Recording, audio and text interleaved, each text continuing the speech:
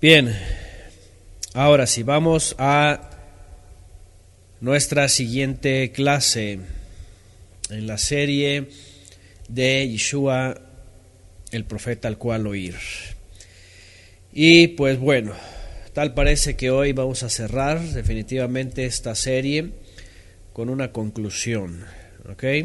O con muchas conclusiones, básicamente. Estamos hablando de algo muy importante en las Escrituras, que es nada más y nada menos justo lo que hemos estado viendo en la Torá y conjugado con las palabras de Yeshua. El Verbo se hizo carne, aquel que estaba a la diestra, en la majestad de las alturas, la presencia, Panim, el que hace manifiesto el invisible, el Hijo,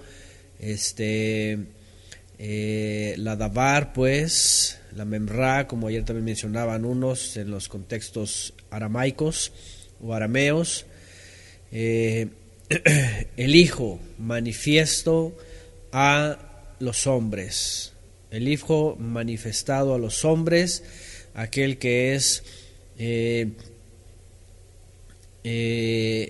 la vida, la luz que viene del Eterno, manifestada finalmente, y manifestado los propósitos del Creador para esta humanidad. Qué importante en la humanidad que conocemos en 6,000 años de historia, personajes, culturas, naciones, imperios, gente y gente y gente, miles y millones, hasta hoy día, según las estadísticas, llegándole a los 8,000 millones de habitantes. Imagínense la importancia y la necesidad de poder saber y conocer que no somos más que producto de el Creador, con un plan, un propósito de redención de nuestras almas en la eternidad, para librarnos de una destrucción inminente, ¿verdad? Y ese es el propósito. La verdad es de que hay tanta gente, ¿verdad?, en el mundo, y por ejemplo tanta literatura, y hoy día con el séptimo arte que le llaman, y hoy día tanta distracción, que estos documentos, estos textos, estas palabras registradas hasta el día de hoy pues brillan por su ausencia. Ciertamente se cree y dicen definitivamente que el libro más vendido de todos los tiempos es la Biblia, sin lugar a dudas. Sin lugar a dudas. Pero eso no quiere decir que todos esos que hayan adquirido o que se hayan esas Biblias distribuido o vendido o traducido a tantos idiomas, no quiere decir necesariamente que esas palabras hayan pasado de manera fidedigna a todas esas almas para llegar a la verdad del Padre. Esa es una gran tristeza. Entonces, lo que tratamos de hacer aquí, imagínense, yo no sé, todos nosotros tenemos una Biblia en nuestras casas, por lo menos una, hay quienes tienen hasta, impresas, 3, 4, 5, 10, yo que sé. Ahora imagínense cuando tenemos las Biblias electrónicas. Yo tengo aquí en un programa casi hasta 100, 90 y tantas. Entonces, a lo que voy es, qué importante, finalmente, aunque tengamos nuestras Biblias, aunque hayamos leído una y otra vez, todas las veces, aunque incluso hayamos estudiado ya a detalle, otra vez es necesario volver a la Escritura, a repasar aquello que es de nuestra competencia y que es muy fácil de ser removido por las corrientes actuales de este mundo. Y bueno, es lo que hemos tratado de hacer, por supuesto, para recordar que es aquello importante que esperamos. Ahora, y cuando digo la palabra importante, independientemente de todo el documento que hemos leído, e incluso tratando de hacer una distinción entre el texto recibido real, revelado y hablado por Yeshua, y los textos añadidos. Lo importante en realidad y finalmente es que el Mashiach, enviado del Padre, vino y creció entre los hombres para ser un corbán, ¿verdad? Una expiación. La palabra esta que viene en hebreo en realidad tiene que ver con un rescate y dar cobertura a almas que tengan el deseo de volver al Padre, tanto de Israel como de todas las naciones, y poder tener esa oportunidad de estar en el reino eterno del Padre, que está preparado en los cielos, en el paraíso, en el Gan Edén, cuando Yeshua finalmente regrese, nos tome y nos lleve para que donde Él está, nosotros también estemos. Finalmente ese es los puntos más importantes, ¿verdad? En ese sentido. Que por supuesto todo eso incluye otros puntos, ¿verdad? Que es nuestro conocimiento de quiénes somos, la situación en la que hemos estado, a dónde tenemos que regresar en santidad, que es Teshuvah, y todo lo que hemos hablado también ya detalladamente. Por ahora vamos a cerrar con lo que nos falta de Mevaser Yohanan, y es que lo que nos falta son 2 capítulos, pero por otro lado, tratando de indagar en el texto recibido, también nos encontramos aquí con una disyuntiva, ¿verdad?, respecto a las traducciones. Y es que una de las versiones que tenemos, que presume, y lo digo esto porque, pues bueno, están estos documentos, el texto recibido y textos posteriores al texto receptus, como se le conoce, o el texto más antiguo, pues nos lleva a replantearnos Juan 20 y 21, si son textos que en el original estuvieron completos o han sido añadidos. Y es que según el texto más antiguo, los documentos más antiguos, Juan 20 solamente aparece del 1 al 8. Juan 20 del 1 al 8 y Juan 21 del 1 al 4. Básicamente nos quedarían estos 12 versos. La gran mayoría de las Biblias incluyen los versos que tradicionalmente se conocen, ¿verdad? Por ejemplo, Juan 20 hasta el verso 31 y Juan 21 hasta el verso 25. Y ahorita vamos a tratar de recordar el texto para ver qué es lo que hemos usado de ellos, cómo se debe de usar, si es que habría salido de la boca de Yeshua, o finalmente si es añadido por causa de un dogma posterior, replantearlo, ¿verdad? Y tratar de entender cuáles fueron las intenciones de los escritores. Ahora sabemos que el texto de Juan, y por eso ha sido separado de los 3 primeros, por eso los 3 primeros son llamados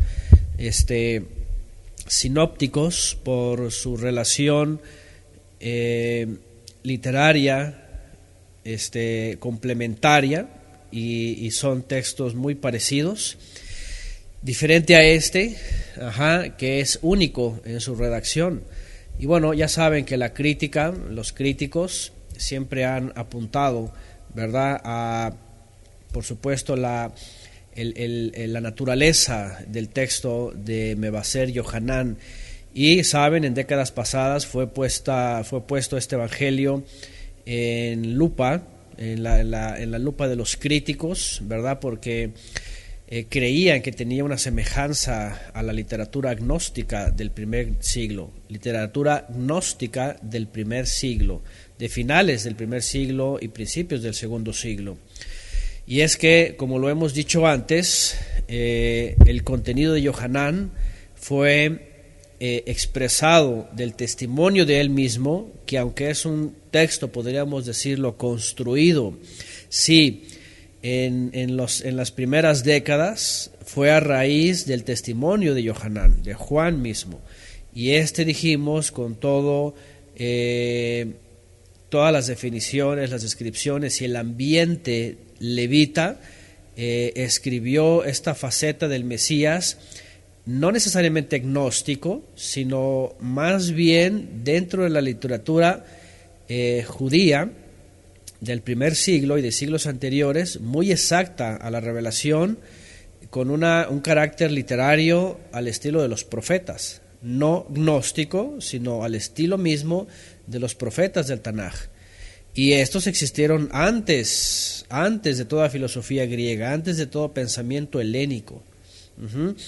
Y esto quiere decir que no hay aquí ninguna sabiduría helénica, griega, gnosticismo, sino más bien un conocimiento y una literatura, y especialmente una forma de expresión totalmente hebraica, muy original.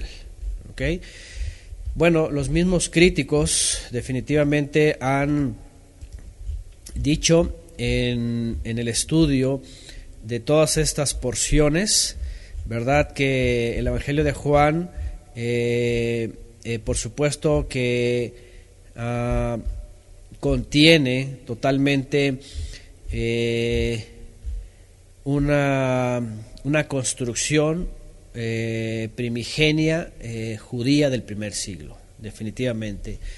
El autor o las porciones de autores que finalmente pudieron haber compuesto el testimonio de Juan tienen un conocimiento profundo, por supuesto, del judaísmo del primer siglo, de todo el asunto relacionado, ¿verdad?, a la profecía, al mismo Mesías, a su origen, a la promesa celestial, es decir, aún con las diferencias con los libros sinópticos, no quiere decir que esté despegado a los libros sinópticos. Porque, por ejemplo, en Mebasé Yohanan simplemente vimos la parte profunda de poder comprender lo que dicen los primeros tres, como cual que Yeshua vino de los cielos, que Yeshua se hizo carne, que Yeshua tenía que ser un corbán, que Yeshua también iba de regreso al Padre. Por ejemplo, una de las críticas que hacen pues los intelectuales, es de que Yohanan se olvida de lo que se conoce como la doctrina de la parusía.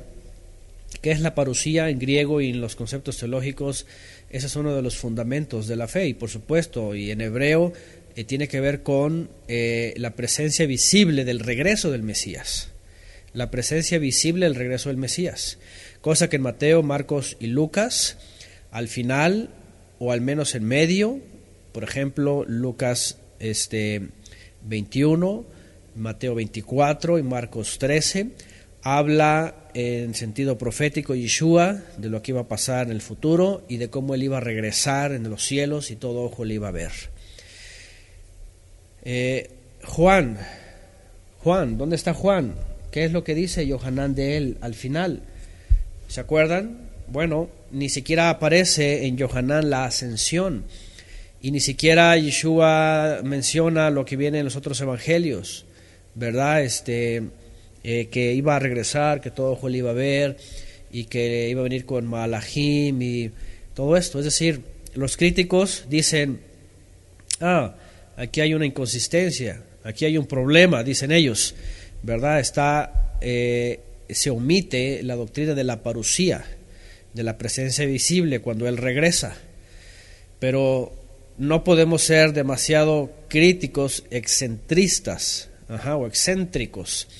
Es decir, a lo que voy es, no porque al final de Yohanan, después de la resurrección, no viene ni siquiera la gran comisión de forma detallada, sino simplemente como yo fui enviado, así vosotros sois enviados, no significa que no hable de la gran comisión, porque ya lo vimos en capítulos anteriores. Y aunque omita la famosa enseñanza de la parucía, de la presencia visible en su regreso, no quiere decir que Yohanan no la mencione, pues claro que la mencionó en Juan 14, ¿verdad? Que iba a subir al Padre y que iba a regresar, ahí dice, vendré y os tomaré a mí mismo, para que donde yo estoy vosotros estéis. Es decir, la crítica a veces es demasiada injusta, ¿verdad?, con los textos, y al tratar de encontrar un conflicto en el texto en base a la organización que se tuvo de por la revelación de Juan, en este caso, pues se llegan a decir cosas que no necesariamente son ciertas, ¿ok? Y bueno, por ahora la crítica ha secundado que este evangelio, por supuesto que no tiene nada que ver con los evangelios gnósticos, ni tampoco con la literatura griega gnóstica, e incluso los críticos han dicho que aunque la versión que se obtiene, que es del griego koine, tiene rasgos totalmente judaicos. Dicen, cuando se leen esas expresiones en griego koine o koiné, al hebreo dice, se entiende perfectamente que tiene un origen hebraico. Es decir, otra vez más, los críticos dicen que, y aunque no lo dicen, simplemente se infiere por sus expresiones que definitivamente el Evangelio de Juan en su génesis, en su origen, fue escrito en hebreo. Y las expresiones hebraicas las acomodaron después los traductores al griego, las cuales, dice, si se leen en hebreo, se leen perfectamente sin ningún problema. Y pues es obvio, como lo hemos visto nosotros una y otra vez, tiene expresiones y tiene lo que se conoce como hebraísmos, ¿verdad? Y que son totalmente, pues, únicos en el pueblo judío.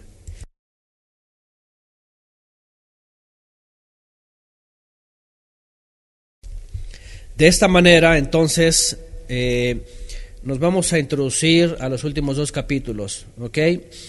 Y estoy explicando todo esto para entender finalmente el cierre. Desde el principio, cuando comenzamos Juan, y quiero que vayamos rápidamente, nada más para ir validando el texto que hemos estudiado y tratando de ver y analizar si es que en este caso también habría que omitir, ¿verdad?, como palabras de Yeshua, lo que las versiones más antiguas sugieren, pues las vamos a omitir. Y porque en Juan, cuando comenzamos Juan, ¿se acuerdan? Yohanan no comienza con el nacimiento, no comienza con la historia, Herodes, ¿se acuerdan todo eso? Yohanan se va directamente a la revelación de aquel que estuvo con el Padre y que por medio del cual el Padre hablaba para crear todas las cosas. Y de ahí se va directamente a el Elías que habría de venir, que es Juan el Bautista, Yohanan Hamatbil. Y rápidamente Yohanan, el escritor o el testigo de esos eventos, se va al reino de los cielos, se ha acercado, y viene con el Cordero de Elohim, etcétera. ¿Se acuerdan? Los primeros discípulos, rápido se va las bodas de Caná, pero si se fijan en el capítulo 2, del verso 13 al 25, como lo estudiamos cuando pasamos por ahí, este fragmento se va rápidamente a la purificación del templo, que esto es casi al final, esto es al final, cuando Yeshua ya va a ser llevado a la muerte. ¿Se acuerdan que hablamos de esto? Yo no sé los que estuvieron, si lo recuerdan. Lo que voy es esto. Los críticos dicen, y hay que considerar esto, como lo hemos estudiado en otros libros y como también lo hemos visto en la literatura judía o hebrea, israelita, a veces se anticipan a los hechos, ¿ok? Y no hay ningún problema en eso. Mientras sean reales, se pueden anticipar a los textos. Número 2, lo que se conoce como la escuela joánica en Samaria del primer siglo, que difería un poquito, ¿verdad?, con las comunidades en Jerusalén o con las comunidades que estaban, por ejemplo, en el exilio. Éfeso, que era muy marcada, ¿verdad?, en el asunto de la enseñanza de Shaul de Tarso, Colosas, Corinto, etcétera. La comunidad que se conocía como la comunidad joánica o los seguidores del testimonio de Yohanan habían recopilado de él ciertos fragmentos, y entonces cuando se lleva a cabo el escrito se ordenan de esta forma. Por eso este texto queda así, y por eso la percepción de Yohanan, y es que por eso lleva este evangelio el nombre de Yohanan, es atribuido a él, y son recolectados estos testimonios de esta forma, y por eso también se omiten, ¿verdad?, otra tradición oral que aparece en Mateo, Marcos y Lucas, que fueron escritos posteriormente. ¿Okay? De esta manera, entonces, el texto realmente tiene una génesis, como se dice, tiene un origen, ¿verdad?, dentro de una comunidad, incluso los críticos dicen dentro de una comunidad judía intelectual.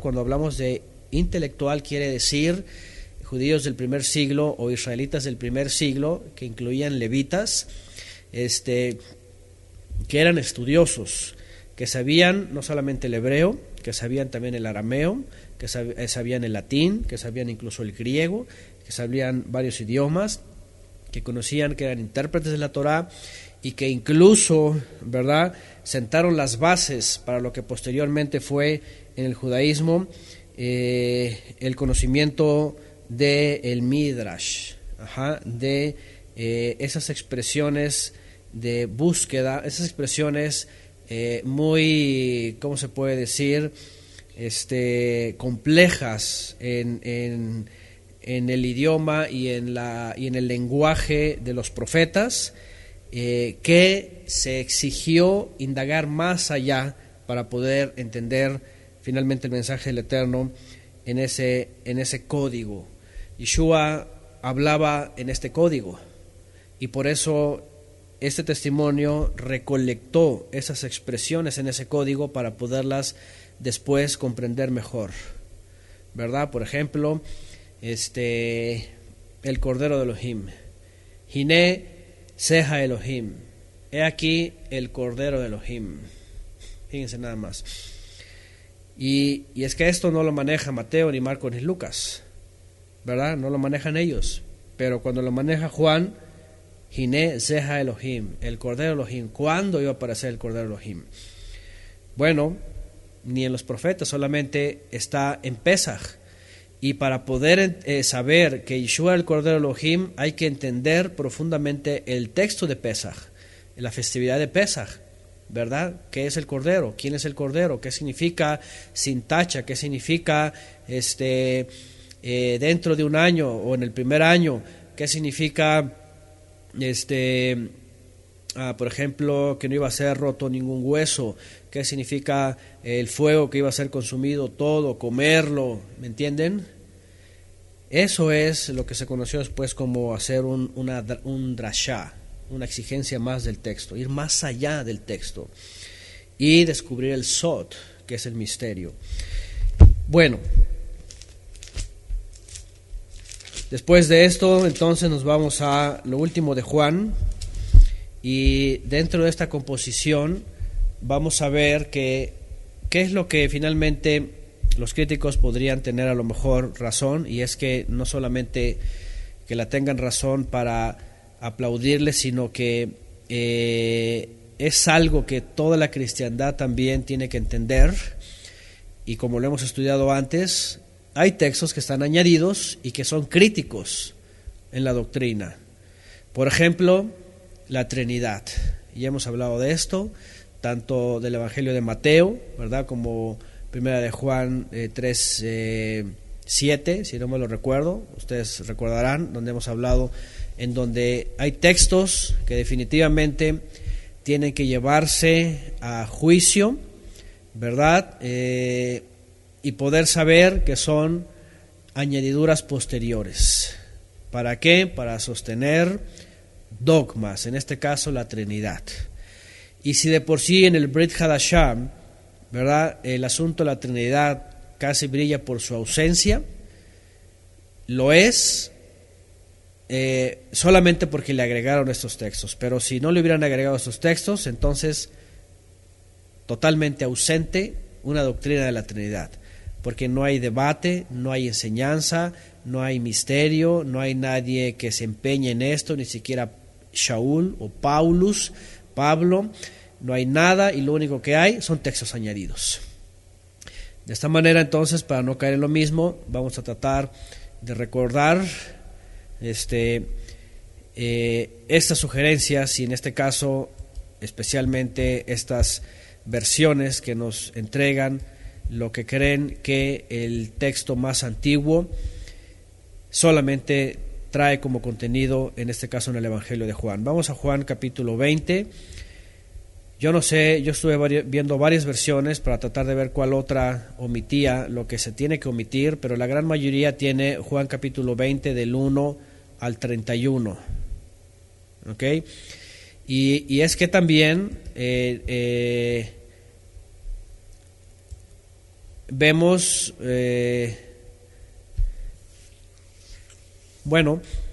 vemos una inconsistencia. ¿Ok? Muchas veces han preguntado, ¿qué significa esto? ¿Por qué dice esto? ¿Por qué Mateo y Marcos hablan de, ¿cómo podríamos decir?, de otra versión, ¿verdad? Y es que a partir del verso, vamos a ver, por ejemplo, la NBI que hemos usado antes para referir de el texto más antiguo, aparece hasta el verso 20, hasta el verso 8, capítulo 20 del 1 al 8. Vamos a leer esto, vean. Dice la familia Leal, la Biblia latinoamericana solo tiene Juan 20 del 1 al 13, por ejemplo. Nada más Juan 20 del 1 al 13, la NBI Juan 20 del 1 al 8. Fíjense nada más. ¿Ok?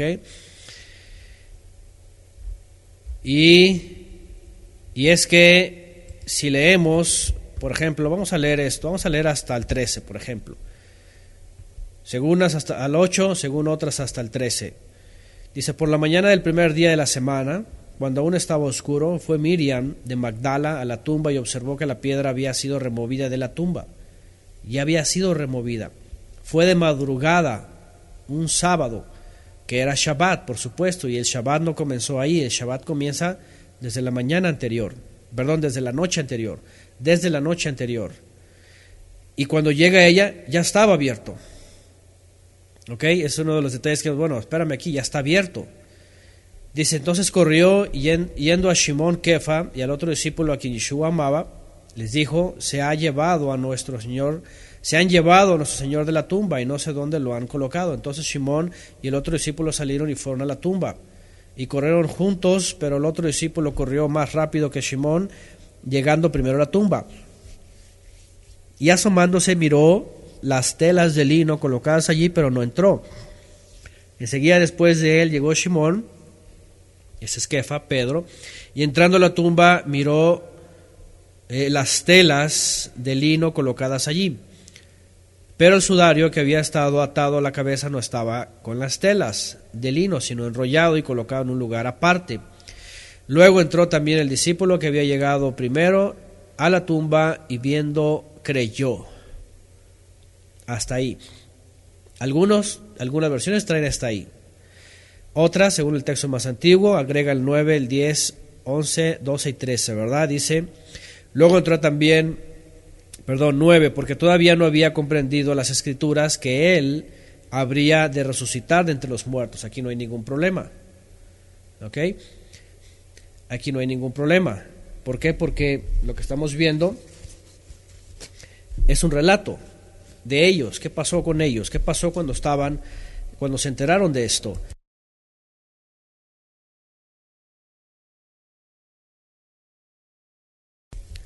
Vamos con el otro, verso 10. Después los discípulos regresaron a su lugar, pero Miriam se encontraba de pie llorando junto a la tumba. Mientras lloraba observó hacia el interior de la tumba y vio a 2 ángeles con vestiduras blancas que estaban sentados, uno a la cabecera y el otro a los pies, donde había sido colocado el cuerpo de Yeshua. Ellos le dijeron: mujer, ¿por qué lloras? Ella le respondió: porque se han llevado a mi Señor y no sé dónde lo han colocado. Hasta aquí, según la versión de la familia Leal, viene hasta ahí.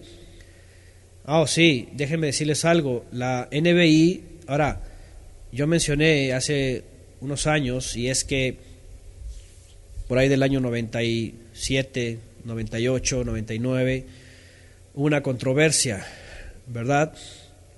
Dentro del cristianismo, porque empezaban a decir: oigan, esa NBI, y es que la NBI primaria, la primera NBI, ahí está, NBI 1984, fue una versión que tenía como propósito justamente omitir los textos que estaban añadidos, que estaban en versiones posteriores, por ejemplo en la Vulgata Latina. ¿Y qué es lo que hace esta versión? Los quita. Y después viene todo el cuerpo eclesiástico cristiano a reclamar que era una versión satánica, porque entonces estaba omitiendo, ya saben, lo que la Reina Valera estaba enseñando como palabras escritas desde el cielo y enviadas a la tierra. Y empieza la controversia, y empieza el pleito. ¿Qué es lo que pasa? Que con el paso del tiempo hacen otra NBI y tienen que hacerla como la Reina Valera, añadiendo los textos añadidos. Por eso van a encontrarse ustedes con algunas NBI que ya incluyen también el texto hasta el 31. ¿Por qué? Porque hubo tanta presión y hubo tanta difamación a esta NBI que para los autores y los impresores esto iba a ser un fracaso. Imagínense, ¿quién va a vender una Biblia que tenga textos de la Biblia mutilados según la cristiandad? Nadie las quería comprar después. Empezaron a ser por todos lados difamadas. Esa Biblia está incompleta, esa Biblia es satánica, y esa Biblia le falta, y le están quitando, maldito el que quitare de esas palabras, de la profecía, ya saben, todo eso. Y fueron orillados finalmente a poner el texto como los cristianos lo quieren ver la Trinidad ahí puesta, quieren ver los textos añadidos, y tuvieron que hacer una NBI otra vez ya con los textos añadidos. ¿Okay? Por eso les digo que las nuevas NBI, obviamente, por la amenaza de no ser vendidas y quedarse todo ese dinero ahí, tuvieron que agregar estos textos. Bueno, pero ciertamente hay otros que dijeron: ¿saben qué? Vamos a hacer a lo estricto. ¿Qué versos vienen? ¿Ok? Bueno, pregunta: ¿qué pasara si nos quedáramos hasta aquí? Finalmente, ¿qué pasara si nos quedáramos hasta aquí? ¿De qué nos vamos a perder? Bueno, ¿qué viene después? Esto es lo que también ha generado muchas inquietudes. Que Miriam de Magdala, y aquí es donde viene, fíjense, y ahí les va la propuesta. Ahí les va la propuesta. Aquí es donde viene. ¿Ustedes se acuerdan ustedes de ¿cómo se llamaba esa película del Código Da Vinci, no sé qué tantas cosas, y el Santo Grial y todas esas sarta de barbaridades que estuvieron proyectando en una película y en un libro y luego una película, ¿verdad? De que Yeshua tuvo pareja y entonces María Magdalena y sus hijos y todo esto aquello. ¿De dónde fue todo eso construido? El Código Da Vinci, ¿verdad? ¿De dónde fue todo eso construido? Y aquí es donde viene la crítica. Cuando vienen los críticos dicen: esto suena a algo gnóstico. Bueno, esto es lo añadido. Si hay algo que pudiera generar una controversia, una especulación y finalmente una ideología religiosa o incluso movimiento gnóstico, pues sería esta inclinación que apareció a finales del primer siglo. Una alusión marital y especial conexión de Yeshua con Miriam de Magdala. Y es que vean el texto, aquí aparece, aquí dice que está ella llorando profundamente en la tumba, ¿verdad? Los discípulos dicen simplemente que vieron y se fueron. Nada más piensen en la actitud de estas personas. Los dos discípulos vieron y se fueron. Y es que todavía no entendían lo de la resurrección. Pero ella se queda llorando. Pregunta, ¿por qué se queda llorando? ¿Qué actitud nos muestra esta mujer cuando está llorando en la tumba? ¿Qué actitud? ¿Qué actitud nos muestra esta mujer? Dice Luis Rivera, compasión. Ok, compasión de pasión. Desamparo, dice Sonia. Soledad, dicen por acá.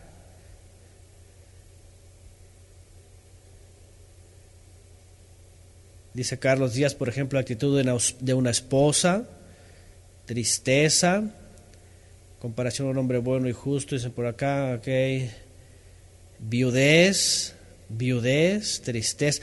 Bueno, yo no sé ustedes, pero esta escena parece que los sentimientos tienen que ver más por la ausencia de el personaje, en este caso el cuerpo, porque más adelante eso dice, y un dolor como personal, que una consternación ocasional. ¿Ok? Fíjense. Y es lo que les digo, aquí es donde entra, porque saben que una de las muchas preguntas que se hacen es, a ver, ¿por qué esto no viene en Mateo y Marcos? ¿Por qué no está Miriam ahí esperando? ¿Y por qué no aparece el Señor y se le dice, oye, no me toques porque haciendo al Padre? Vean lo que dice más adelante. Dice, ahora también vean las expresiones. Dice, mujer estaba llorando, pero dice cuando estaba llorando, volteó detrás de sí y vio a Yeshua que estaba de pie, pero no sabía que era Yeshua. Yeshua le dijo, mujer, ¿por qué lloras? ¿A quién buscas? Pero ella creyó que era el hortelano y le dijo, Señor mío, si tú te lo has llevado, dime dónde lo colocaste y yo iré y me lo llevaré. Yeshua le dijo, Miriam. Ella volteó y dijo en hebreo, aunque aquí pone en hebreo Rabuli, pero en hebreo no es Rabuli, en hebreo es Rabí. Ahora, aquí también entra un problema. Estas expresiones, Mariam y Rabuli, que las toman de dónde, no sé de dónde, las tratan de poner como si fueran en hebreo, más bien pareciera que fueran del griego gnóstico, porque por otro lado, ¿verdad? En arameo, Raboni, por ejemplo, aquí ponen acá, ¿verdad? De este lado. Bueno, supongamos que Yeshua le dice Miriam y ella voltea y le dice Rabí o rabino, que significa maestro. Yeshua le dijo, no me toques, pues todavía no he ascendido mi Padre, pero ve a mis hermanos y diles, asciendo mi Padre y a su Padre, a mi Elohim y a su Elohim. 20:17. Ese es uno de los textos que más intrigas ha levantado. ¿Pasó esto? ¿Cómo fue esto? ¿Cómo que subo mi Padre? ¿Que no ya había ascendido y regresado? Es decir, cuando resucita es levantado de los muertos, entrega su corbán y luego se aparece a los hombres, como vemos en Mateo, Marcos y Lucas. ¿Qué significa esto? ¿Cuál es el privilegio de Miriam? ¿A qué se refiere esto? ¿Saben? Aquí es donde entran esas controversias. Dice en el 18, entonces fue Miriam de Magdala a anunciar las buenas nuevas a los discípulos de que había visto a nuestro Señor y que, vean, a nuestro Señor y que Él le había declarado estas cosas. Al llegar la tarde, ese primer día de la semana, estando cerradas las puertas, en el lugar donde se hallaban los discípulos por medio de los judíos, llegó a Yeshua y poniéndose en medio de ellos les dijo, Shalom Lachem, la paz a vosotros. Habiendo dicho esto, les mostró sus manos y su costado, y los discípulos se regocijaron al ver a nuestro Señor. Otra vez, vean la expresión, al ver a nuestro Señor. ¿Se dan cuenta cómo cambia de todo el sentido literario? Entonces Yeshua les dijo otra vez, la paz sea a ustedes. Tal como me ha enviado mi Padre, también yo los envío a vosotros. ¿Se dan cuenta cómo cambia también en Mateo y en Marcos y Lucas, ¿verdad? Cuando al final resucita, Yeshua les dice simplemente: id y haced discípulos a las naciones, y que hagan tevilá en mi autoridad. Yo ordeno que hagan tevilá. Y aquí no aparece esto, simplemente dice: tal como yo les envío, tal como me envió mi Padre, también yo los envío a ustedes. Y habiendo dicho esto, los sopló y les dijo: reciban el Ruach HaKodesh. Sopló y les dijo: reciban el Ruach HaKodesh. Pero ¿cómo? ¿Que no en Mateo y Marcos les dijo: espérense, no se vayan de Jerusalén, espérense aquí, porque el Padre enviará el Ruach HaKodesh? ¿Se dan cuenta la inconsistencia? Bueno, hay que tratar de cuestionar ciertamente esto, ¿verdad? Reciban el Ruach HaKodesh. ¿Cómo lo van a recibir? Si él mismo ya había dicho, ya había enseñado: quédense, no se vayan de Jerusalén, porque el Eterno cumplirá su promesa, enviará el Ruach HaKodesh. Dice en el 23, y luego viene el 23. Si perdonan los pecados a alguno, les serán perdonados, y si algunos se los retienen, les serán retenidos. Otra vez, ¿qué significa esto? Ya había mencionado a Kefa en la revelación, ¿verdad?, del reino de los cielos. Dice: tú eres el Mashiach, el Hijo del Altísimo. Y le dice a Pedro: no te lo ha revelado carne y sangre, sino mi Padre que está en los cielos. De tal manera, lo que aten en los cielos será atado en la tierra, y lo que desaten y lo aten en la tierra será atado en los cielos. Es algo semejante, pero aquí lo dice en otras palabras. Sin embargo, Mateo, Marcos y Lucas no aparece esto de reciban el Espíritu Santo, y si perdonan pecado a alguno les serán perdonados, si alguno los retiene serán retenidos. ¿A qué le suena esto? A un dogma católico. Ve al confesionario y todo lo que le confesas al sacerdote, si él te lo perdona, va a ser perdonado aquí abajo. Si te retienen pecado, serán retenidos también. ¿A poco no suena dogma católico? Bueno, yo lo siento, pero suena dogma católico. No hay ninguna profecía, ni hay ningún otro texto en los evangelios que haga alusión a esto. De esta manera, bueno, la verdad es de que este texto, ciertamente, si algunos dicen que no pertenece a los textos más antiguos, que no se ha encontrado, bueno, podríamos decir por algo no se ha encontrado, porque esto suena ciertamente a el movimiento gnóstico de finales del primer siglo. Entonces sí partiríamos de ahí. Bueno, así es, ahora es lo que estamos tratando de entender. Si fue añadido esto, seguramente fue añadido. Ahora, ustedes sabrán, y los que han escuchado los estudios, nos hemos basado anteriormente a todos esos, incluso a la Reina Valera. Y bueno, si hay necesidad, ya ha llegado la hora de decir, bueno, estos textos simplemente no pertenecen al texto más antiguo, pues bueno, ahora vamos a omitirlos. Si los hemos usado antes, los hemos tratado de usar dentro del contexto de la fe y de la enseñanza de Yeshua. Pero si los hemos tratado de forzar para usarlos dentro del contexto y la enseñanza de Yeshua, pero definitivamente no están, pues ¿para qué meterlos en el contexto? Porque por supuesto, si no los metemos en el contexto, esto parece más una doctrina del catolicismo, del confesionario romano, en donde van las personas a ¿cómo se dice?, a confesarse, y ahí se les perdonan los pecados, y se les ponen ahí a que lean Ave María y cosas de esas, ¿verdad?, Padres Nuestros y no sé qué tantas cosas, rezos para que sean perdonados y sean sus pecados retenidos.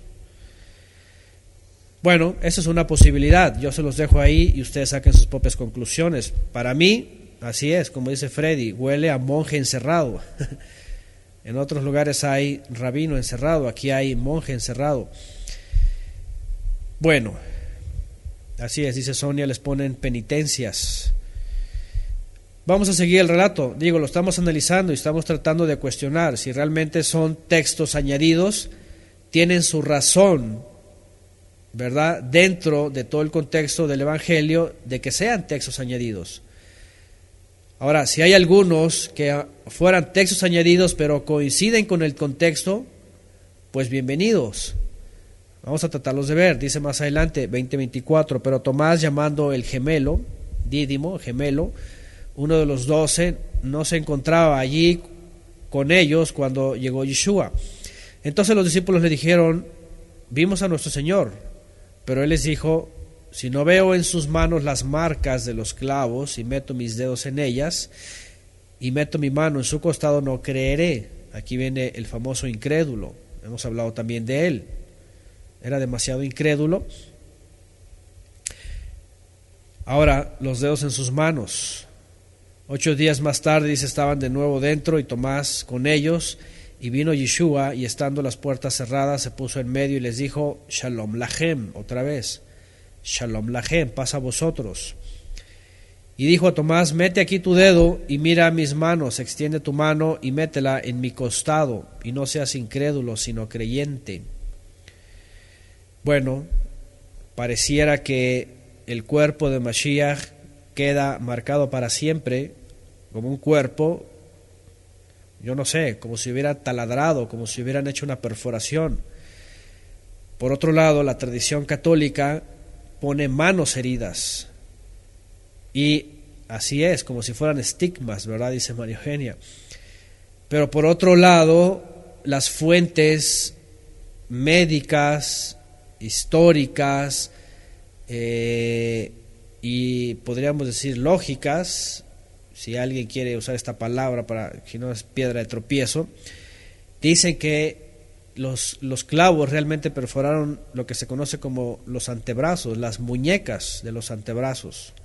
Se les conoce así, ¿verdad? Las muñecas. No hay ninguna referencia que haga alusión aquí en el texto a que sean los antebrazos, en la muñeca. Ajá.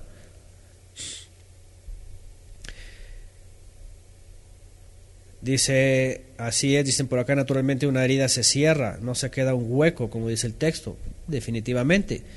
Y después de 8 días está cerrada, y más si fue resucitado y fue, digo, a lo mejor hay una señal, una especie de estigma, pero no hay un hueco. Es decir, el texto está tratando de mencionarnos algo que muestra que realmente es Él, pero lo hace de una forma un poco increíble, inverosímil. Ajá. Así es, dice el Salmo 22, que hace referencia a horadar, perforar. Ahora, después de 8 días, ¿habría un hueco de tal manera que entra un dedo? ¿O no solamente era suficiente decir, mira las manos, mira el costado? Bueno, Tomás en respuesta le dijo, Señor mío, y aquí viene otra expresión, Tomás 20:28. En respuesta dijo esto, Señor mío y Dios mío. Adoní, ¿y qué más? Elí. Pregunta, ¿estaba declarando Tomás ahí que él era el Todopoderoso? Otro problema, otra inconsistencia. Jamás ninguno de sus discípulos, por más que hizo y deshizo Yeshua, le dijo Elohai. Adoní Elohai, ninguno. Aquí hay otra inconsistencia. Bueno, cuando estudiamos esto antes y lo tomamos como texto recibido, lo vimos con una expresión, Adoní Elohí, como diciéndole al Eterno, no al Mesías. Pero siempre se ha enseñado, definitivamente, en base a este texto, si es que es añadido, que como que aquí Tomás le dice, Dios mío, así como que tú eres Dios, ¿verdad? Elohai, mi poderoso. Bueno, otra vez, una inconsistencia. 29, Yeshua le dijo, ahora que me has visto has creído, dichosos los que sin haberme visto creyeron. También muchas otras señales hizo Yeshua en presencia de sus discípulos que no están escritas en este libro. Pero ciertamente estas cosas se han escrito para que ustedes crean que Yeshua es el Mashiach, el Hijo de Elohim, para que creyendo tengan vida eterna en su nombre. Pregunta, ¿es necesario saber de Dídimo, del gemelo, de Tomás, que él vio las marcas en Yeshua para creer? ¿Es necesario esto? Tenemos todos los evangelios, los otros 3 y todo lo que hemos estudiado de Juan para creer. Otra vez, como que esta última parte del texto está haciendo alusión a que es necesario esto para que crean. Pero ahí incluye a Miriam de Magdala, ¿verdad? Que tiene como que este dolor marital de que dónde está su cuerpo y por favor y dámelo. En vez de que vea la posición de los discípulos. Oye, ¿qué está pasando? Vamos, corren, hasta que entienda que es la resurrección. Ajá. Así es, dice por acá Sonia. No, si ya ves, ya no hay fe. Simplemente hubiera ocurrido eso, ¿verdad? Aquí hay otra contradicción. Hubiera hecho Tomás por cuanto no creíste. Ya. O es más, lo hubiera desconectado ahí. Bueno, inconsistencias. Vamos a dar el derecho a la duda. Vamos a dar el derecho a la duda a aquellos que dicen que este texto no se encuentra en los textos más antiguos. Por ahora lo vamos a dejar en la controversia. Yo no soy de los que saben que así debe de ser, porque debe ser. Bueno, yo presento todas las pruebas que sean necesarias, pero finalmente ustedes hagan sus propias conclusiones y vean finalmente si este texto lo quieren usar, úsenlo dentro del contexto. Si no, entonces mejor decir, bueno, ese texto se ha añadido y ya, listo. Ahora vamos al 21. Después de esto nuevamente se manifestó Yeshua a sus discípulos a la orilla del mar de Tiberias y se manifestó de este modo. Dice, se encontraban reunidos Simón Kefa, Tomás, llamado el Dídimo gemelo, Natanael, de Caná de Galilea, de los hijos de Zebedeo, y otros dos de sus discípulos. Cuando Simón Kefa le dijo, voy a pescar, ellos le dijeron, nosotros también vamos contigo, y fueron y abordaron la barca. Por esta noche no pescaron nada. Pero esta noche no pescaron nada. Cuando ya amanecía estaba Yeshua en la playa, pero los discípulos no se daban cuenta de que era Yeshua. Entonces Yeshua le dijo, muchachos, ¿cuándo les llamó muchachos? ¿Tienen algo que comer? Ellos le contestaron, no. Y él les dijo, arrojen la red al lado derecho de la barca y encontrarán. Después de que la arrojaron, no podían sacar la red debido a la gran cantidad de peces que habían capturado. Entonces el discípulo a quien Yeshua amaba le dijo a Pedro, este es nuestro Señor. Ahora, yo no sé, ustedes juzguen, ¿qué es lo que vemos en Mateo y Marcos? ¿Hasta dónde se prolonga la incredulidad de ellos? O más bien, ¿hasta dónde se prolonga la incertidumbre de ellos? No la incredulidad, la incertidumbre. ¿Se acuerdan los que van camino a Emaús, por ejemplo? En Lucas. ¿Qué era ahí? Era el tercer día. Pero después del tercer día, y después de que le volvieron a ver, todos creyeron. Y dice que pasó con ellos 40 días después. Y no había nadie que de pronto aparecía y, ¡ay! ¿Quién es este? ¡Ay! Que no es nuestro Señor, así como que si no le conocieran. No sé si me estoy explicando. Esto, y lo estoy diciendo así porque estas son de las cosas, ¿ok?, que suelen causarle a los críticos muchos conflictos. Y empezar a decir, esto tiene rasgos totalmente gnósticos de la comunidad ¿cómo se dice? Griega, helénica, de finales del primer siglo, que eran cristianos gnósticos. ¿Me entienden? Y que empiecen a decir, a ver, aquí pasa algo. Se supone que Mateo, Marcos y Lucas están diciendo que los discípulos tenían incertidumbre y los que iban a camino de Emaús de pronto le conocieron. Apareció. Yo pienso que con esa aparición posteriormente empezaron a recrear otras apariciones. Pero como que de pronto ahí está Pedro, Tomás, Natanael, aquel que ya le había, según, puesto sus dedos en sus manos y en el costado. Natanael, ¿se acuerdan de aquel Natanael? Bueno, ¿qué eran tan despistados o qué estaba pasando aquí? Vamos, lo que vamos es de que estos textos están sugiriendo algunos conflictos de la realidad para ellos. Este es nuestro Señor, dice. Cuando Simón escuchó que era nuestro Señor, Ahora, ¿se dan cuenta otra vez la expresión jamás encontrada en Juan? Nuestro Señor, que era nuestro Señor. No sé si pueden verlo, digo, yo no sé, ustedes juzguen. Por ejemplo, la Biblia de la familia Leal les preguntó: amigos, ¿pescaron algo?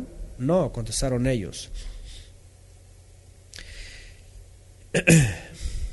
Dice más adelante: tomó su túnica y se le ciñó a sus lomos porque estaban desnudos, y se arrojaron al mar para llegar hasta Yeshua. Y los otros discípulos llegaron a la barca arrastrando la red completa de pescados, pues no se encontraban muy lejos de la tierra, sino como a 100 metros. Y al llegar a tierra miraron unas brasas puestas con un pescado encima y pan. Al llegar, Yeshua les dijo: traigan de los peces que ahora han pescado. Entonces Simón Kefa subió y arrastró la red a tierra completa de grandes pescados, 153, y aunque eran tanto el peso, la red no se rompió. ¿Se acuerdan que reciente hablamos de este número, 153?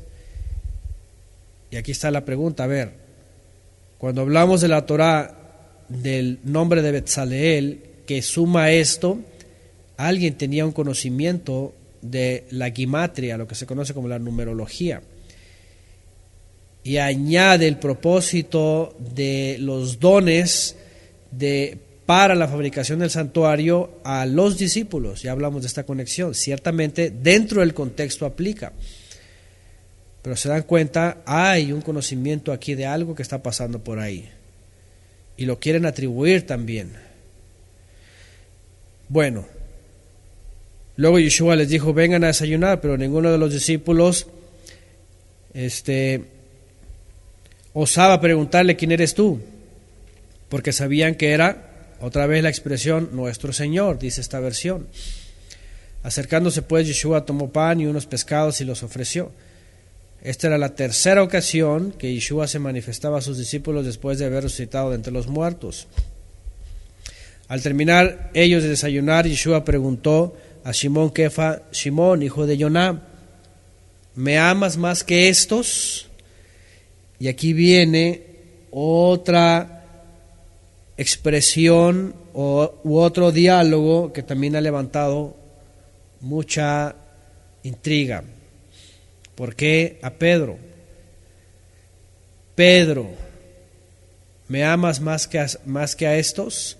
Él contestó: sí, Señor mío, tú sabes que te amo.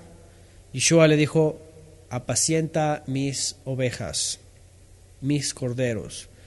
Le volvió a preguntar por segunda ocasión: Simón, hijo de Joná, ¿me amas? Él le contestó: Señor mío, tú sabes que te amo. Yeshua le dijo: apacienta mis corderos. Le volvió a decir por tercera ocasión: Simón, hijo de Jonás, ¿me amas? Entonces Pedro se entristeció porque le había preguntado por tercera ocasión: ¿me amas? Y le contestó: Señor mío, tú sabes todas las cosas, tú sabes que te amo. Yeshua le dijo: apacienta mis ovejas. Así es, la interpretación popular, podríamos decir, más lógica es: algo tiene que hacer Pedro. Algo tiene que hacer Pedro. Y es que si Pedro va a ser el primado, y es que si Pedro va a tener las llaves del reino, y es que si Pedro va a atar y desatar y a perdonar y atar y a retener pecados, y es que si Pedro va a ser el papado y a cuidar de todas las ovejas, algo tiene que hacer Pedro. Y aquí es donde empezamos a ver: me parece que hay monje escondido. Me parece que hay monje escondido. Realmente Pedro estaba enmendando las 3 veces que le negó, o alguien estaba haciendo uso de la negación de Pedro para enmendar a ese que algún día Yeshua le llamó Satanás, adversario. Bueno, Pedro ha sido una figura significativa dentro de los discípulos. Él con Jacob y con Johanán, dicen que eran las columnas en Jerusalén de todos de los Sheliachim, pero ni siquiera Pedro era el primado. Jacob era el primado, podríamos decir, es decir, el que estaba como encargado de los 12, y de los bueno, de los 12, pues. Apacienta mis ovejas. Hemos usado este texto para que, en todo caso, aquellos que se levantan como pastores, si es que hacen uso de eso que le llaman ellos ministerio, o don, o llamado, aunque estas palabras no fueran de Yeshua, hemos usado estas palabras para decir, no se trata de las ovejas de los pastores, sino las ovejas del pastor de pastores. Es decir, ni siquiera el papado aquí puede decir que es su iglesia, la Iglesia Católica Apostólica Romana, ¿verdad? De San Pedro y todas esas cosas, y para apoderarse de la gente, sino que son de Mashiach. Si es que son de Mashiach y no de los hombres. Bueno, aquí al final, según esta versión, al final le dice: apacienta mis carneros.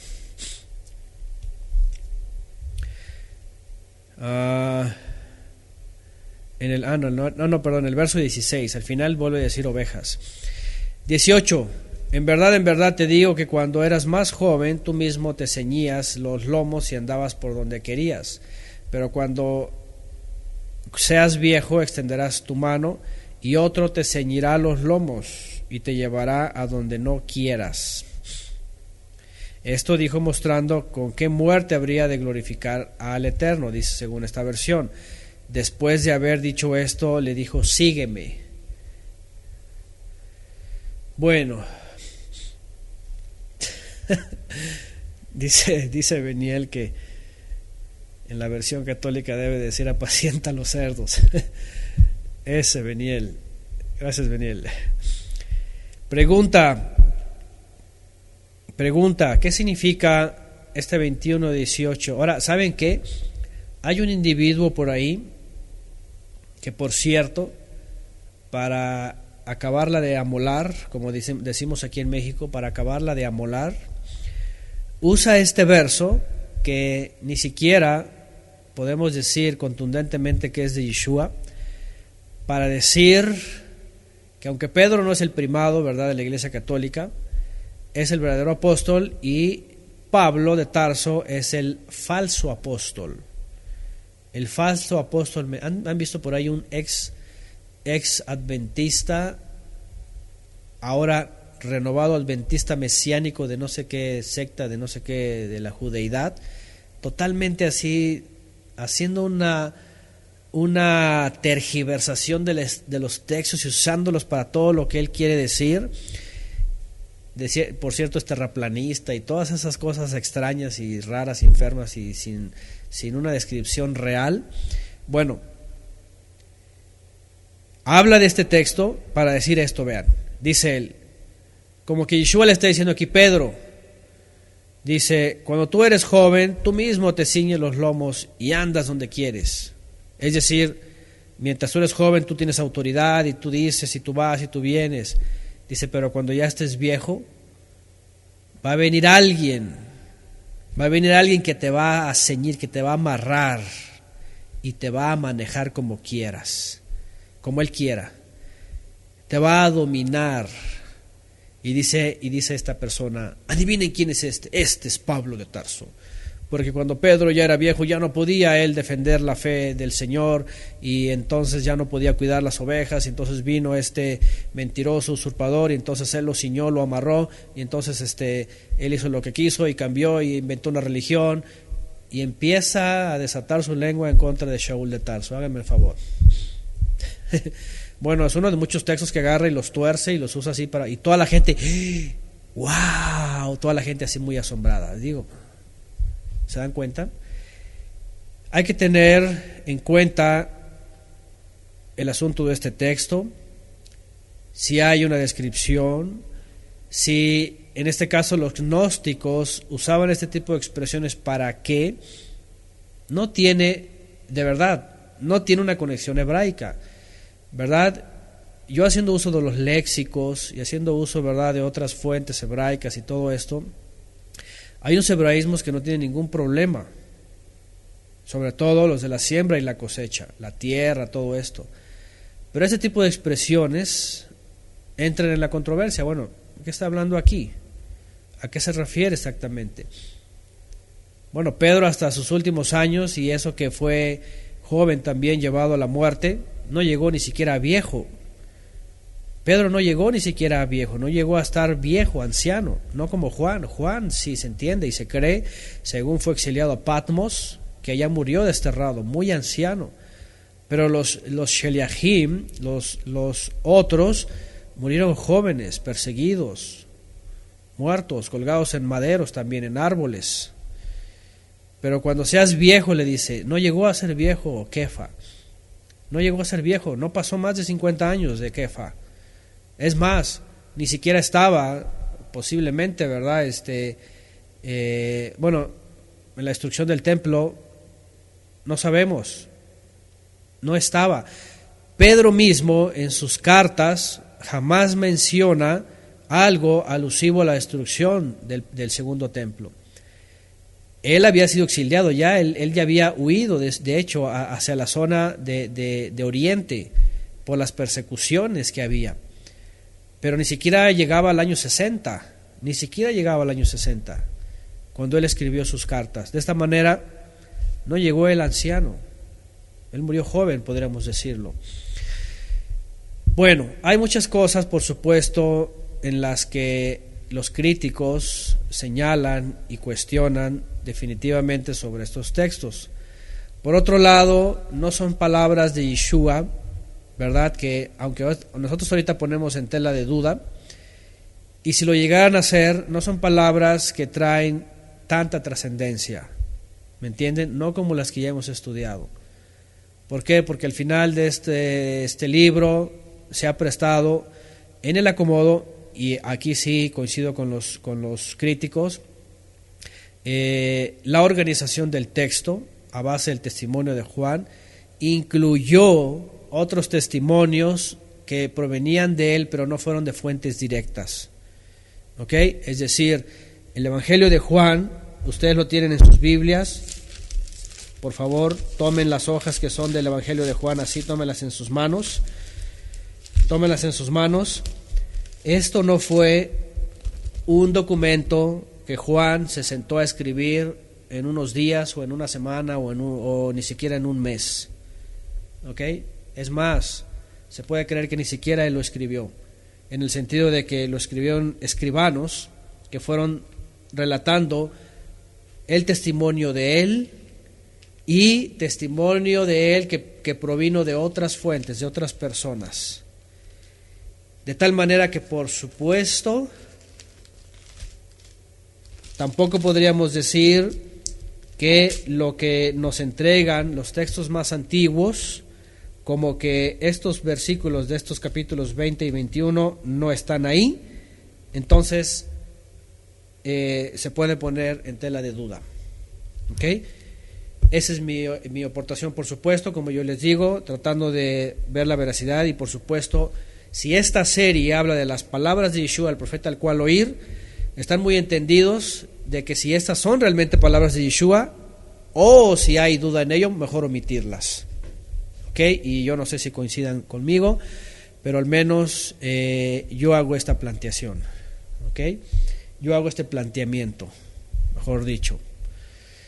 Y en base a esto ustedes tomen sus propias decisiones y vean finalmente si optan por alguna versión de esta, y ustedes, si la quieren usar, úsenla dentro del contexto. Úsenla, porque ya saben, el católico, por ejemplo, Pedro, me amas, y 3 veces para enmendar tus 3 negaciones, y entonces ahora te conviertes en el primado. Me amas más que esto, apacientas mis ovejas, y tú eres el primado. Y dicen los católicos, a partir de ahí Pedro es el primer papa. ¿Qué les parece? Bueno, entonces ahí hay que tratar de ver finalmente esos textos, cómo fueron usados o cómo han sido usados. Después le dijo, sígueme. No le había dicho ya antes, sígueme. No dice, aquí dice que es la tercera vez que se las aparece. No dice en los otros evangelios que fue enseguida que Pedro enmienda su error, su negación, ¿verdad? Y reconoce a Yeshua en el momento que en el momento que están de pesca también. Bueno, verso 20, Simón Pedro volteó y miró que lo seguía el discípulo a quien Yeshua amaba. Ahora, en este último capítulo, por cierto, hace alusión también mucho al discípulo que amaba, al discípulo que amaba. Así es como dice Beniel. De hecho, esto iba a mencionar, se me había pasado hace ratito.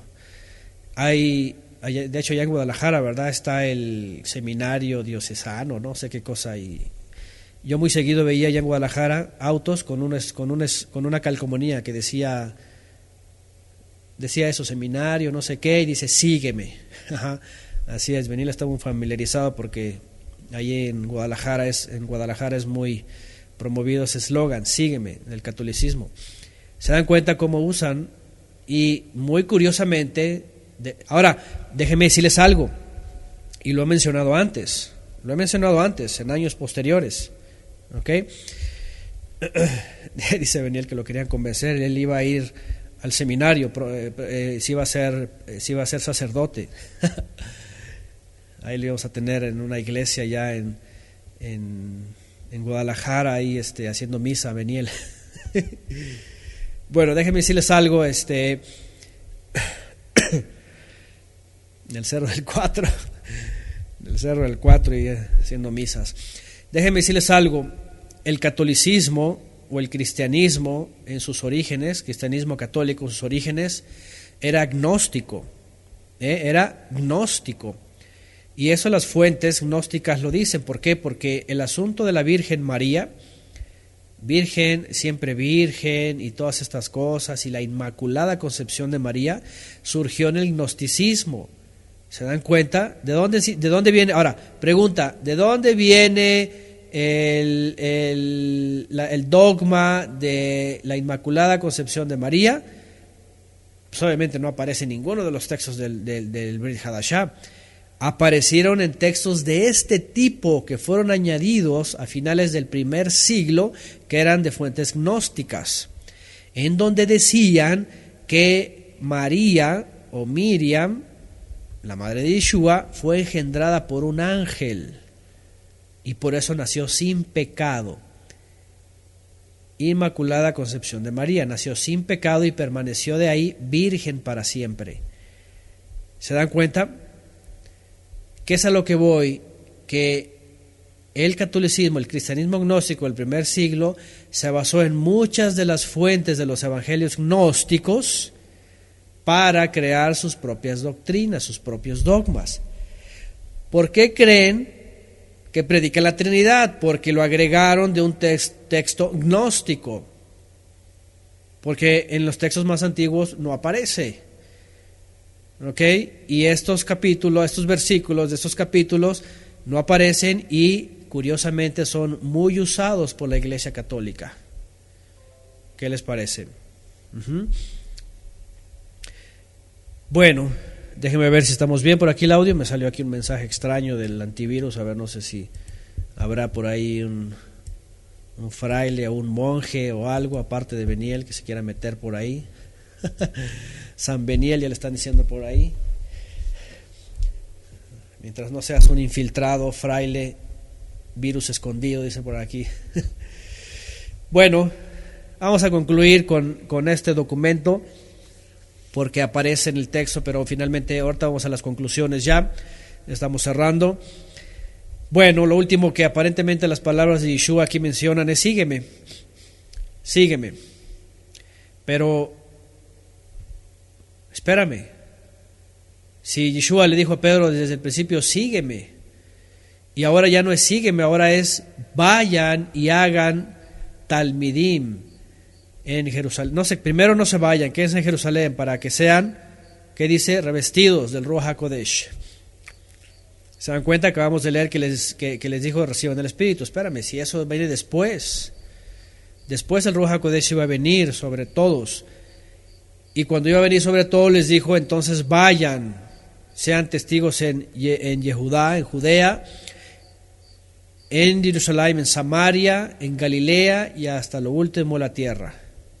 Bueno, Vamos a leer esta parte, verso 23. Así que se divulgó esta declaración entre los hermanos, que aquel discípulo, ahora, aquí viene otra cosa, el discípulo amado, ahí estaba como que había un revanchismo, ahí como que había algo, a ver, el discípulo amado y Pedro, ¿cuál de los dos?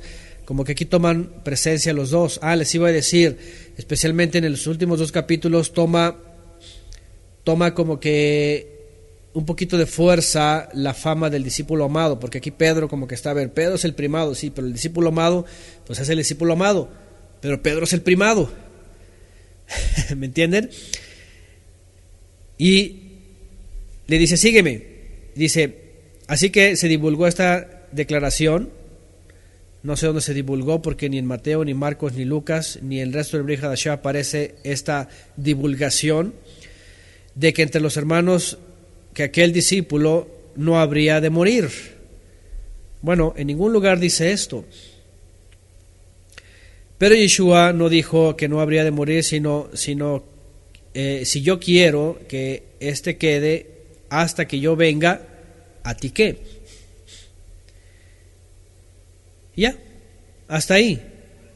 Bueno, en ninguna de las fuentes históricas ni de nadie más, es más, algunos creyendo que el discípulo amado era Lázaro, cosa que por supuesto está totalmente desconectada, no tiene nada que ver y no aparece Lázaro ni en ninguna de las escenas del discípulo amado.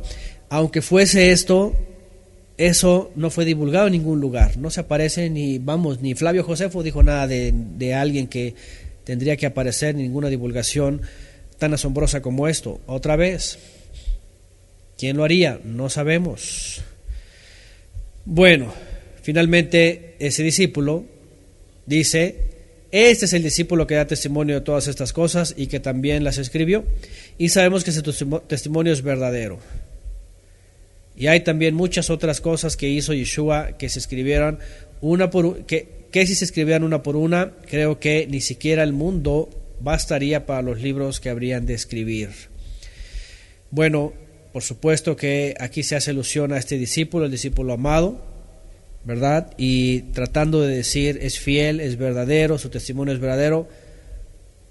¿Qué les hace pensar también que hayan puesto esto al final?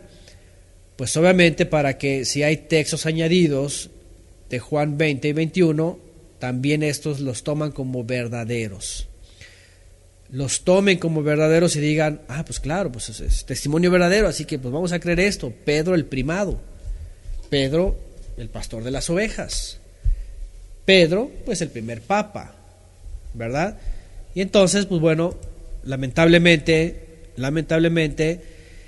sí, técnicamente, literariamente, históricamente, estos documentos, esas últimas partes no aparecen en los textos más antiguos, entonces ya sabemos que tienen su razón de existir en las versiones modernas.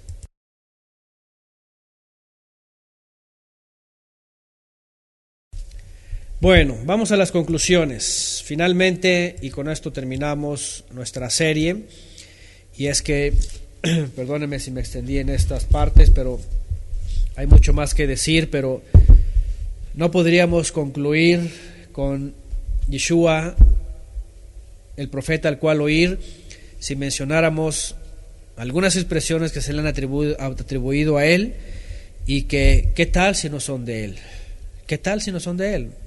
La verdad, yo le soy sincero, yo no puedo terminar esta serie con textos que están en duda de que si son de él, ¿ok? De que si son de él o no son de él. Entonces, más bien la conclusión que quisiera hacer de toda esta serie es la importancia de las palabras importantes. La importancia de las palabras importantes, no de las que no tienen demasiada relevancia, y más basadas a algunos discípulos, ¿no?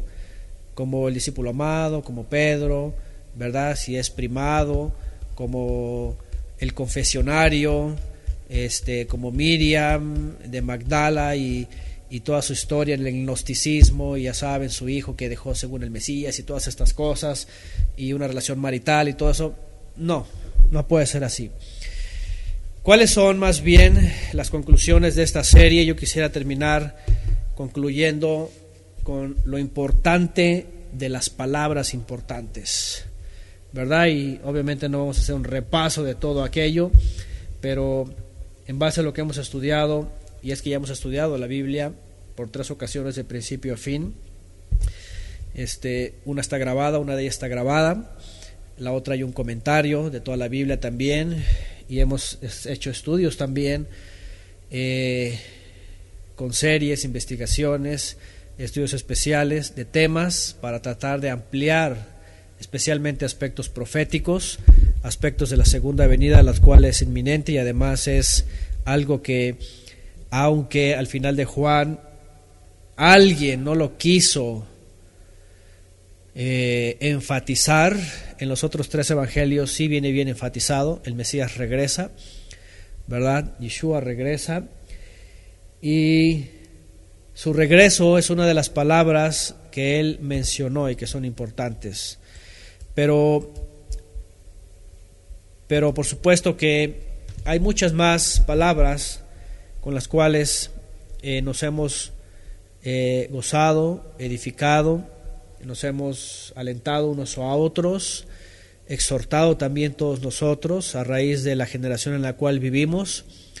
Pero yo creo que podemos concluir y una vez más, y hablando no solamente a nosotros, a un servidor mismo, sino a de dónde hemos salido, y toda esa gente que todavía sigue en muchos sistemas que, por cierto, han sido fundados y creados por palabras que nunca fueron de Yeshua, por expresiones que no tienen nada que ver con la esperanza celestial, por textos bíblicos incluso que están fuera de contexto, o incluso que ya han sido dejados obsoletos por la revelación de Yeshua.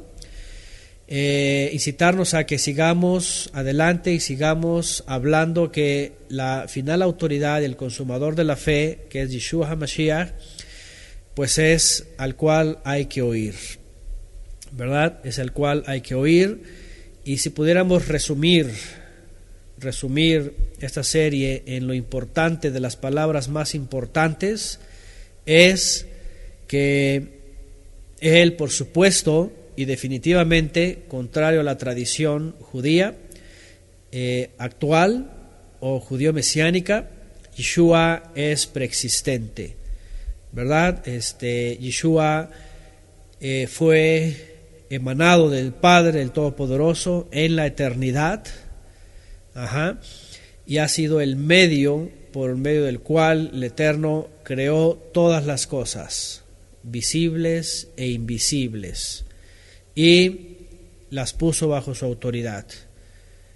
Y al ver, por supuesto, la enemistad también y la adversidad, el adversario, Yeshua mismo se ofreció para recuperar toda esa parte caída de la cual estamos nosotros, ¿verdad? Y fuimos expresados en el universo y en toda la creación como seres de carne en este lugar, cuya alma está aquí depositada en este recipiente, con una condición caída y con una condición expresada desde el principio, en el Génesis, en Edén, ¿verdad? Que fuimos creados para servir al Eterno eternamente, pero por la caída hemos quedado excluidos, a no ser por esta aparición, ¿verdad?, que viene justamente en el Brit Hadashah, haciendo alusión a una profecía cumplida, de Deuteronomio 18:18,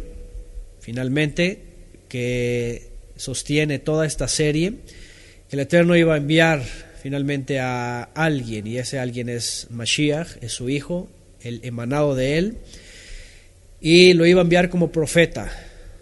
Cuando recordamos que lleva esta serie, otra vez y vuelvo a repetir, esta serie lleva el nombre de el profeta al cual oír, Yeshua el profeta al cual oír, no porque él sea un profeta o un profeta más, como también se le suele decir en algunos círculos, sino que cumple la función también de profeta, porque Yeshua es el Ben Elión, el Hijo del Altísimo, es el Mashiach, es el que está a la diestra del Eterno, el que existe antes de todas las cosas y que ha sido enviado a la tierra también como profeta, ¿ok? Y otra vez, la palabra Naví, de Neviim, viene de aquel que porta la palabra por inspiración divina, ¿ok? Entonces, Deuteronomio 18, 18 y 19 ha sido la base para esta serie y poder acercarnos a la revelación del Eterno, vean, del invisible, del que no se le puede ver, del que habita en luz inaccesible en las alturas, pero que ha sido revelado por el Hijo, por este al cual hay que oír, y cuyas palabras, que son certeras y que dan testimonio, ¿verdad?, y que están encontradas en los textos más antiguos y que han sido pasadas de generación en generación, siguen siendo el alimento y la esperanza de vida para todos nosotros,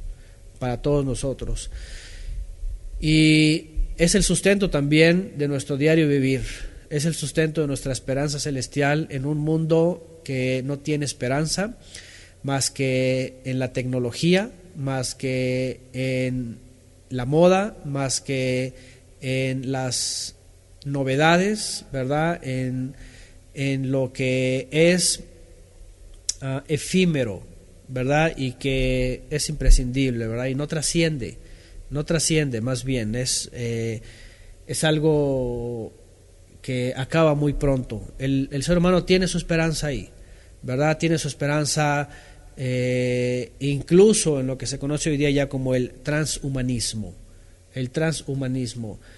La única esperanza de vida eterna, y eso que los recientes científicos ni siquiera pueden alcanzar a ella, más que simplemente creer que su mente y sus pensamientos pueden ser reservados en una computadora para después ser traspasados a un cuerpo robótico, ¿verdad? Que es también algo utópico, ¿verdad? Por lo menos tienen la esperanza para la siguiente generación algunos, de a través del transhumanismo, poder sus pensamientos, su mente, le llaman ellos, y sus pensamientos trascender eternamente en un programa de computadora, háganme el favor, en un robot parecido a un ser humano, en un disco duro, etcétera, etcétera. Es la única esperanza, es lo máximo a lo cual ha llegado el ser humano, es lo máximo.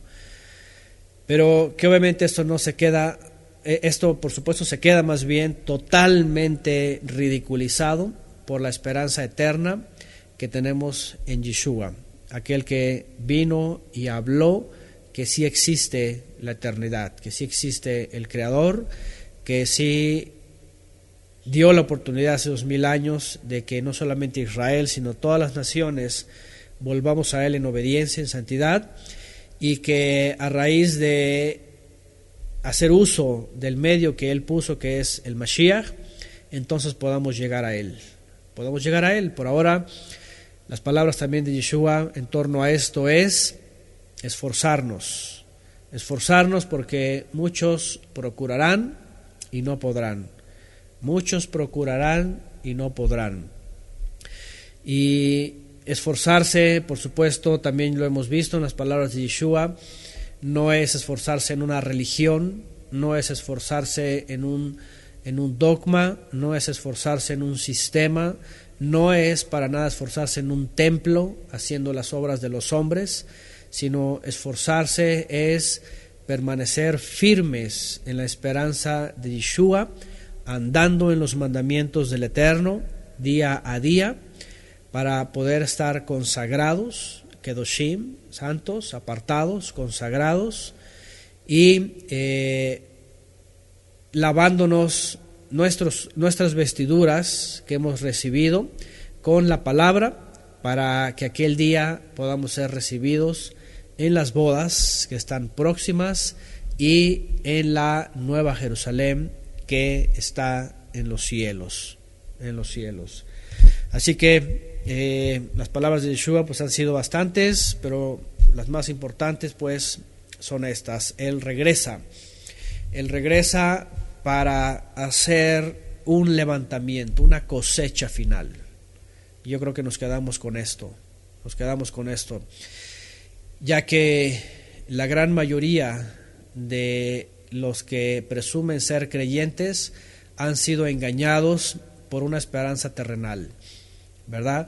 Por un Mesías que viene a hacerse un hombre, incluso por un rey de la antigüedad que va a ser restablecido, un sacerdocio de la antigüedad que va a ser restablecido para que el mundo tenga 1000 años para ser purificado y lleven sacrificios y todas estas cosas totalmente antibíblicas y que no tienen nada que ver con Yeshua. Al contrario, otra vez las palabras de Yeshua son: vendré y haré una separación de entre todas las naciones y tomaré al buen trigo y mis segadores segarán. Dice: enviaré a todos mis maalahim, a toda la tierra, a todas las naciones, en donde quiera que estén. Y el que es buen trigo, dice Shaul de Tarso, primero va a tomar a los que murieron en él y los va a levantar de los sepulcros.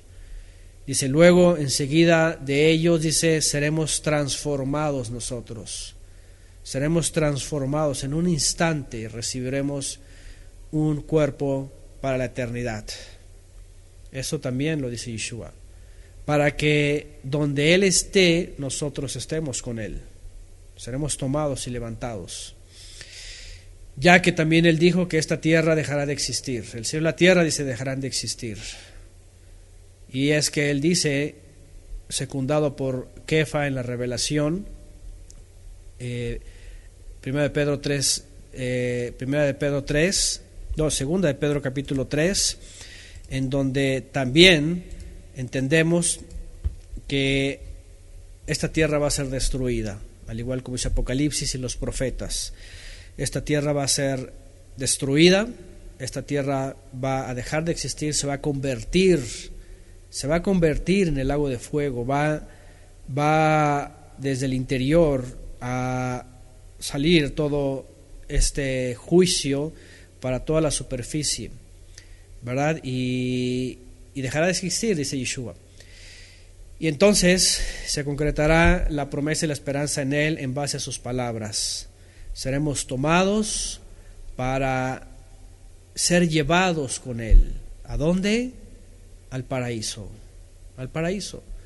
Lo que a Shaul se le reveló. Conozco un hombre, dice él.